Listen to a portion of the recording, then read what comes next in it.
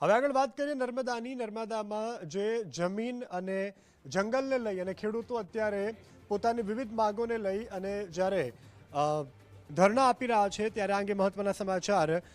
આદિવાસી અને કોંગ્રેસના આગેવાનો સુરત વન કચેરી ખાતે આજે પહોંચ્યા હતા અને પોતાની માગો અધિકારી સમક્ષ મૂકી હતી. વન વિભાગ દ્વારા રોપા વાવવાની કામગીરીની સામે રોષ વ્યક્ત કરવામાં આવ્યો છે. ખેડૂતોને જમીન અને ખેડાણની મંજૂરી આપવા માટે માગ કરાઈ છે. મહત્વનું છે કે આ અંગે છેલ્લા ઘણા સમયથી પ્રતિક ઉપવાસ ધરણા પણ ચાલી રહ્યા છે. સ્થાનિક મહિલા આગેવાન અંગે ધરણા આપી રહ્યા છે. જો કે ધારાસભ્ય અને સાંસદ પણ સમર્થનમાં છે. હવે શું નિર્ણય આવશે તે આગામી દિવસોમાં જોવાનું રહેશે. 2025 સુધી એ લોકો આ જંગલની જમીન ખેડતા હતા, પણ અત્યારે કશુંક એવું તો શું થયું કે સાગબારાના ખેડૂતોને જંગલની જમીનમાં પ્રવેશ કરતા રોકવામાં આવ્યા છે. એ લોકોએ જે ખેતી કરી તેનો પાક પણ નષ્ટ કરી દેવામાં આવ્યો છે અને જે જંગલની જમીન ખેડતા હતા એમાં જંગલ વિભાગ દ્વારા ખાડા ખોદીને પ્લાન્ટેશન પણ કરી નાખવામાં આવ્યું છે.